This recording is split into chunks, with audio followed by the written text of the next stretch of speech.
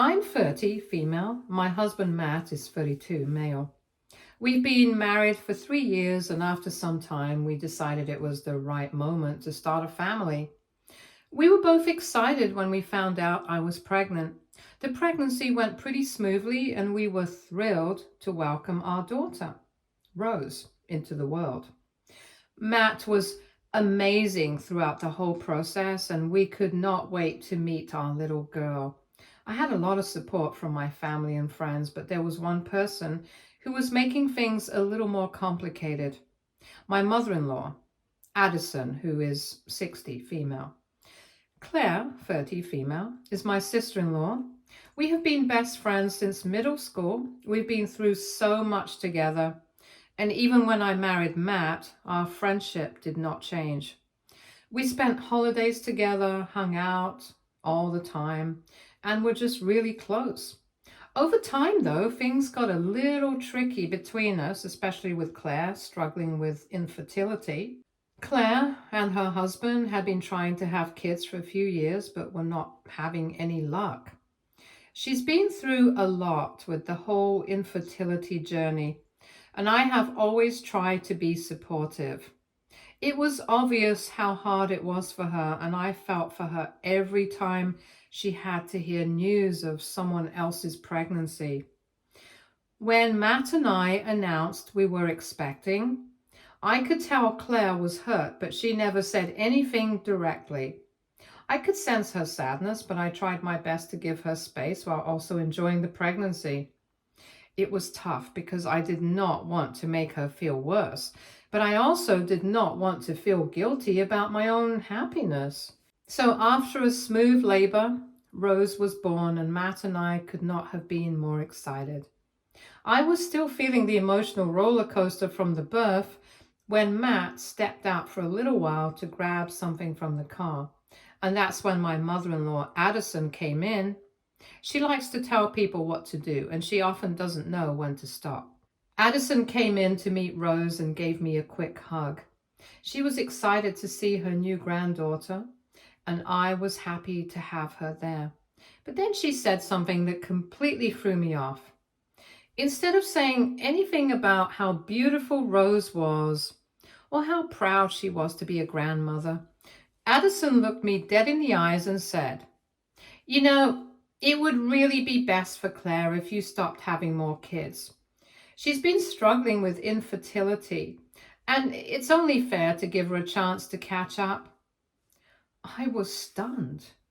I could not believe what I was hearing. I had just given birth to my daughter, and this was the first thing Addison said to me?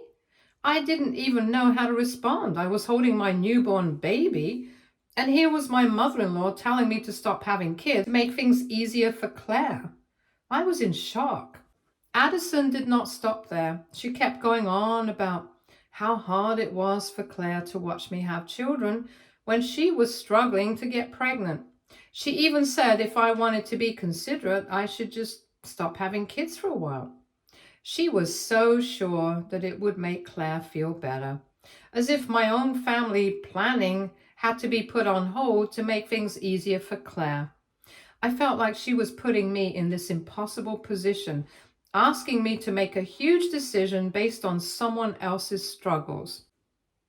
I just sat there holding Rose, trying to process everything. I was so tired, emotionally drained from just having given birth, and here I was having to deal with this completely unexpected conversation. I was getting angrier by the second, but I did not know how to express it without making a scene. I was not sure how I was supposed to feel. Should I feel guilty for wanting more kids? Should I just accept this as something I had to do because Claire was struggling? I had no idea. I tried to keep my composure, but it was hard. Finally, I managed to say, "I don't think it's fair to tell me how many kids I should have." It was the only thing I could think to say without causing a bigger argument.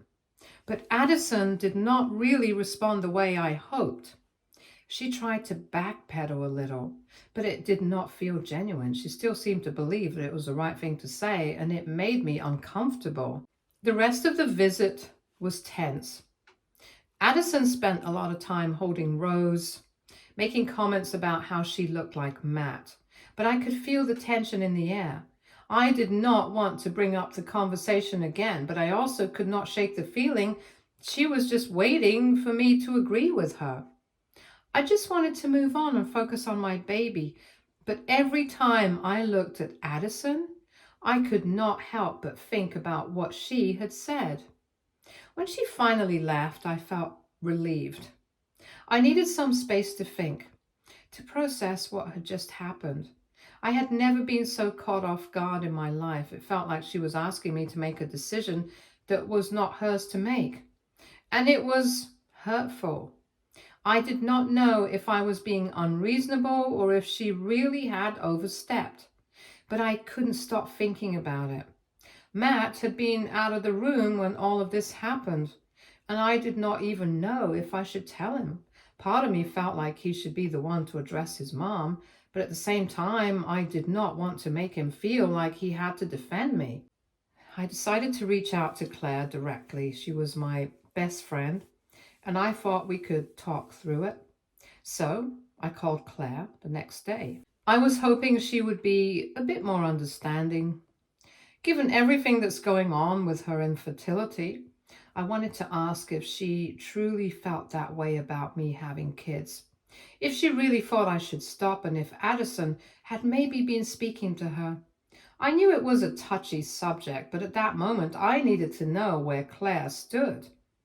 When I asked her about it, I could tell from the silence on the other end that she was in shock. After a long pause, Claire finally spoke, and it was clear she was taken aback. She was upset, but I could hear the hurt in her voice as she told me that she had no idea why Addison would say such a thing. She was completely blindsided by the idea that Addison would suggest I stop having more kids because of her own struggles. Claire said that Addison did not even know about the fertility problems she was going through, that it was something only Matt and I were aware of. Claire was hurt that Addison would even suggest something like that. She said that Addison had been acting a little strangely for a while, but she did not know how bad it had gotten until now. A few days earlier, Addison had come over to Claire and her husband's place. Claire had almost caught her snooping through her things, going through drawers and personal items. When Claire confronted her, Addison somehow managed to make it seem like she was just looking at some pictures. But Claire was not fooled. She said it felt like Addison was trying to dig for information, maybe about her fertility struggles or about her personal life. That moment was a huge red flag for Claire. It was one thing for Addison to overstep boundaries by commenting on my family planning, but it was another thing entirely for her to invade Claire's privacy. This was the point where Claire realized Addison did not respect any kind of boundary. She had been pushing limits in ways that felt really intrusive and inappropriate. Claire had already been dealing with so much with her infertility, and now her own mother-in-law was crossing lines in the worst ways possible. I wasn't sure what to say to Claire at that point. I felt horrible for her, and I understood her frustration. She said she'd been trying to keep things civil, even though Addison had been making things awkward for a while. But after the whole hospital incident, it became clear that Addison did not know how to respect boundaries. Not mine, not Claire's, and not anyone else's. Claire was ready to put a stop to it all. By the time we ended the conversation, Claire was in tears. She told me that she was done trying to make things work with Addison, that she could not take it anymore, that it was one thing to try and navigate her own fertility struggles, but dealing with Addison's constant interference and invasive behavior was too much. The next few days were filled with tension. I wasn't sure how to handle it, but I knew I could not let Addison treat us this way anymore. I hadn't yet told Matt about my conversation with Claire, and I was not sure how to bring it up. But when Addison called later that week, it all exploded. Addison tried to act normal, but I could hear the underlying tension in her voice. She started asking about Rose, and she even tried to talk about visiting again. At this point, I was so fed up. I just could not take it anymore. I needed to tell her how I felt. I told her I didn't appreciate how she'd acted in the hospital, how she had tried to tell me when and how many kids I should have. I explained how inappropriate it was to bring up my family planning when I was just trying to recover and enjoy my newborn. I did not hold back, and I could hear her getting defensive. But she didn't seem to understand. She started claiming that I was overreacting. I was just being crazy because of the postpartum hormones. She said I needed to calm down and not take everything so personally, and that really set me off. I was already dealing with so much emotionally and physically, and now she was telling me that my feelings were not valid. Was it just my hormones making me overreact? And that's when I completely lost it. I could not handle it anymore, and I told her I was not going to let her minimize my feelings or try to blame my postpartum state for her behavior. That was it for me. It was clear that Addison could not see her actions for what they were, and she was not going to change. She tried to twist the situation and make me feel like I was being irrational, but I wasn't having it. The situation finally came to a head when Claire called me later that day. She had also had a conversation with Addison. Things had gotten even worse. Claire confronted Addison about what had happened during her visit, about the way Addison had been snooping through her personal things. She expressed how uncomfortable it made her feel and how she could not trust her anymore.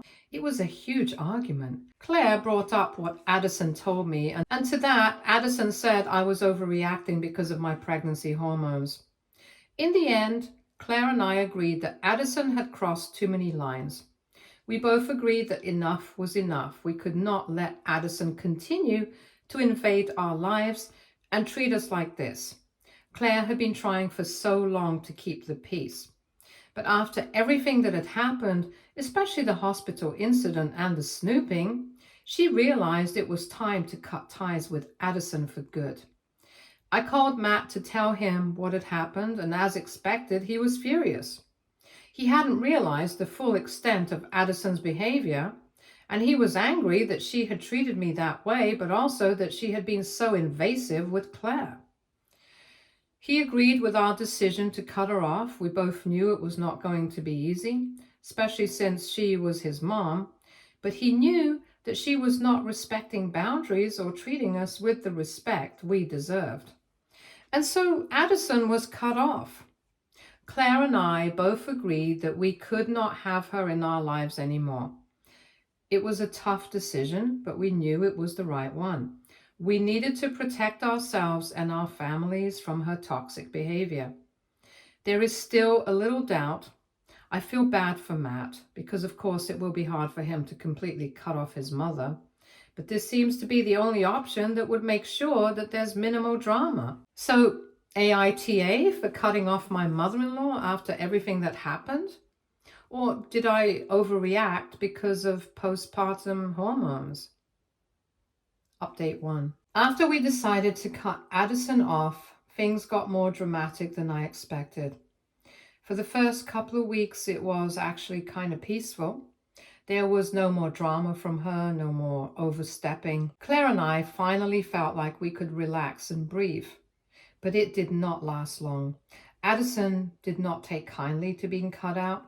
She first tried to text me, saying she didn't understand why I was upset and that I was overreacting because of postpartum hormones. She said if I just talked to her, things would be fine, but I did not respond. I was not going to let her manipulate me anymore. Then she started showing up uninvited at our house. A few times she knocked and I just ignored her.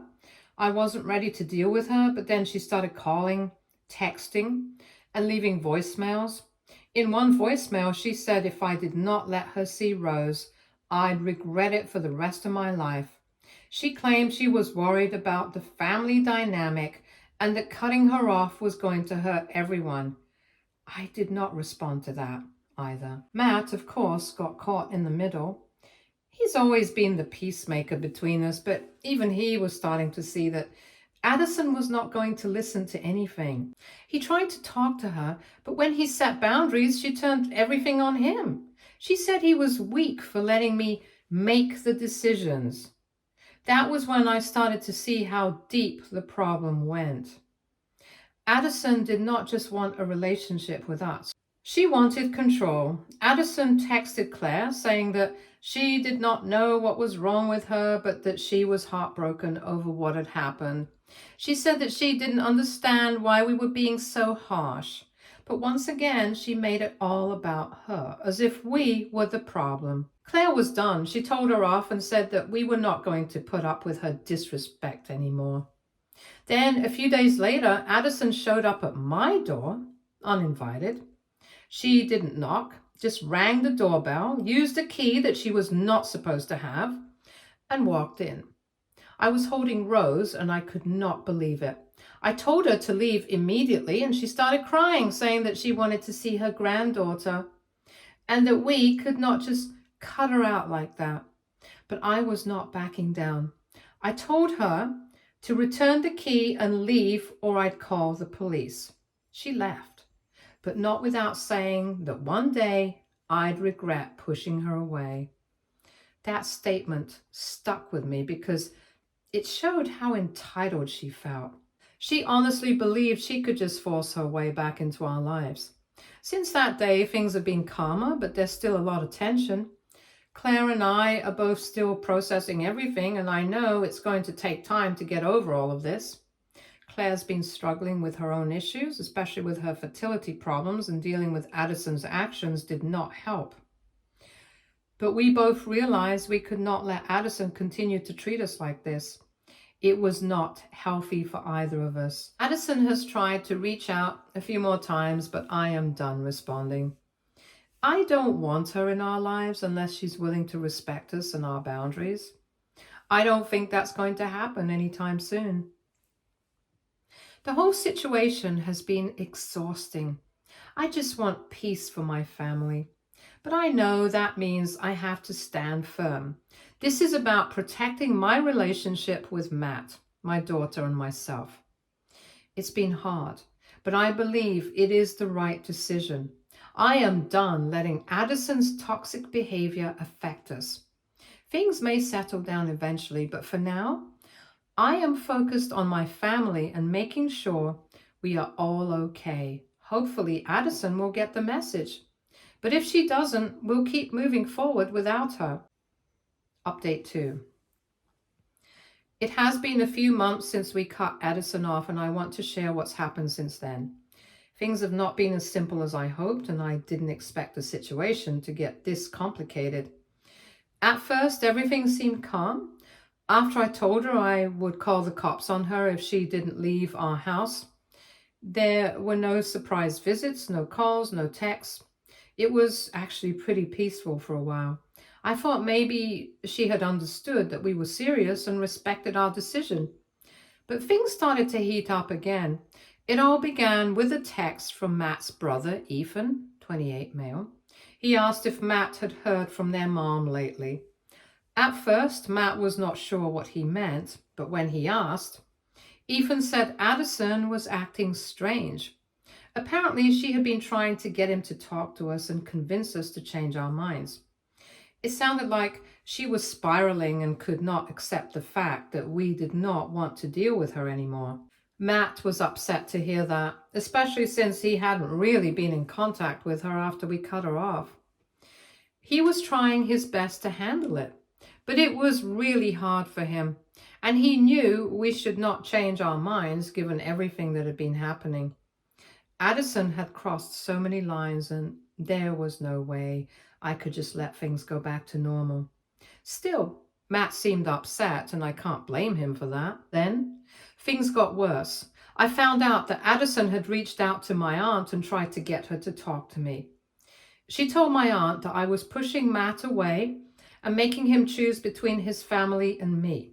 She tried to make it sound like we were the ones causing problems. I was shocked. Not only was she still trying to manipulate the situation, but now she was trying to drag my family into it. Thankfully, my aunt was not having any of it, and she called Addison out on her behavior and told her she was not going to get involved. But I was not happy that Addison was still trying to turn everyone against me. It showed how far she was willing to go to make herself the victim in all of this. After that, Matt ran into Addison at the grocery store. I didn't know about this until later, but it made me even more upset. He told me they had a short conversation, and Addison tried to guilt trip him into talking to us. She said we were tearing the family apart and we needed to fix things. Matt, feeling overwhelmed, told her that we needed space and she was not respecting our boundaries. But Addison did not accept it. From what Matt told me, she started crying and accused him of abandoning her. He tried to end the conversation, but she kept pushing and it left him feeling drained and upset. Matt said Addison was screaming at the top of her lungs just to attract attention from the people in the grocery store and making it look like he abandoned her. I could tell Matt was struggling again. It was hard for him to deal with his mom acting like this, and I knew it was not easy for him. But I also needed him to understand that we could not keep letting her treat us this way. Rose was our priority now. We had to protect her from all this drama. Claire and I have both talked, and we agreed that we would keep cutting Addison off no matter what. She kept trying to manipulate and guilt trip us, and that was something we could not keep putting up with. There have been more awkward moments with Matt's side of the family. Some of them are upset with us for cutting Addison off, and I have heard some of them whispering that we were too harsh. But I am standing firm. I can't let other people's opinions get in the way of doing what's best for me and my family. Addison has crossed too many lines, and we need to protect our peace. Matt has been more supportive lately. He still feels bad about not having a relationship with his mom. But he's also starting to realize that sometimes you have to let go of toxic people, even if they are family. It hasn't been easy for him, but I think he's slowly seeing things from my perspective. I have been reminding him that Rose needs both of us and we can't let this toxic situation affect her. As for Addison, I have not heard from her in a while. She still tries to reach out to Matt, but he has made it clear that we do not want her in our lives. We have blocked her number and we are not going to engage with her anymore. I don't think that she'll ever truly get the message, but I am done with her. It has been tough, but I don't regret the decision to cut her off. Things are still tense with Matt's family, but we are managing. I'm focusing on Rose and making sure she grows up in a loving, peaceful environment, and that's all that matters to me now. In the end, I know this was the right choice. I have learned that protecting my family, even if it means making hard decisions, is the most important thing. We may not be on speaking terms with Addison right now, but we are moving forward, and that's what matters. Update 3. I wanted to update you all on what has happened since the last update. It's been a few months now, and while things did not go as smoothly as we hoped, I can say that we are finally in a better place. After we decided to cut Addison off, we thought that would be the end of it. We figured she'd get the message and move on. But Addison did not let up that easily, and for the first couple of weeks she stayed quiet, and we thought maybe she was starting to respect our decision. But then Matt came home one day looking really upset. He told me that Addison had shown up at his work uninvited and said she needed to talk about something urgent. I was so frustrated. Why couldn't she just leave us alone? Matt was tired of dealing with her, but he agreed to meet with her. He told me he would stay firm with her, and I did not want to make things worse. So I didn't argue. I just hoped that he could finally put his foot down and make her understand. When Matt came back, he looked even more upset. He did not tell me what happened at first, but eventually he admitted that Addison had guilt-tripped him. She told him how heartbroken she was about losing her relationship with Rose and how she felt betrayed by me for cutting her off. She played the victim as she always does, and it was starting to wear on Matt. I was really angry. We had already set boundaries and I did not want to keep having the same conversation over and over again. I told Matt we could not keep letting her manipulate him like this. I reminded him of all the things she had done, how she crossed lines and how it was affecting us. I told him that it was not just about me anymore. It was about protecting our family and doing what was best for Rose. After a long talk, Matt agreed that we could not keep letting Addison walk all over us. We had to be firm and make sure there were no more chances for her to cause trouble. A few days later, something unexpected happened. Claire reached out to me, and I could tell from her tone that she was upset. She told me that Addison had been over at her house when she was away. Again, Addison had a key to Claire's house, which she was not supposed to have. When Claire came home, she found Addison snooping through her personal things. Claire was furious. She had caught Addison red-handed. Addison tried to deny it, but there was no mistaking what she had done. At that point, Claire was done. She confronted Addison and told her that she crossed every line again. Their relationship is over. Addison did not take full responsibility, but Claire was not having any of it. She made it clear that she was not going to tolerate this behavior anymore. I was shocked when Claire told me, but honestly, I was relieved.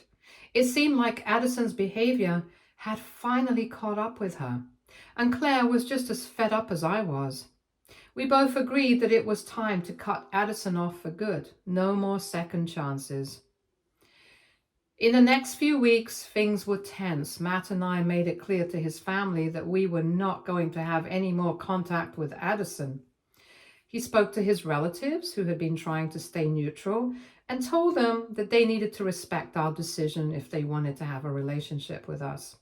Some of them did not understand at first, and that was hard. It felt like some people were questioning us, but we knew we had done the right thing. Addison did not try to reach out for a while, and honestly, I thought it was over. But then one day, Matt's cousin Amanda called. She apologized for not supporting us sooner. She admitted that she did not fully understand the situation until now, and said she respected our decision. It felt good to hear that, and I felt like things were finally starting to settle down. A few weeks after that, some of Matt's other relatives, people who had been on the fence, also started coming around. They acknowledged that Addison had crossed the line and that we were not just making drama for no reason. They understood that we had to protect our family, and that felt like a huge weight off our shoulders. By the time Rose turned 6 months old, things had calmed down a lot. There was less stress in our home, and we were able to enjoy our time as a family without worrying about Addison causing more problems. We felt more at peace, and that made a huge difference. Matt and I are stronger than ever. I feel confident in our decision to cut Addison off. It was not an easy choice, and it was not something we made lightly, but I know it was the right one. It has allowed us to create a safer, healthier space for Rose to grow up in, and for our relationship to thrive. Things are not perfect, but they are a lot better. Addison is no longer part of our lives, and that has brought us so much peace. We do not have to worry about her manipulating or guilt-tripping us anymore. It's just the three of us now, me, Matt, and Rose, and we are focused on building a happy future together. It has been a tough journey, but we are in a better place now, and I'm just grateful that we can move forward without all the drama and stress. Stay tuned for more stories from our girl relationships.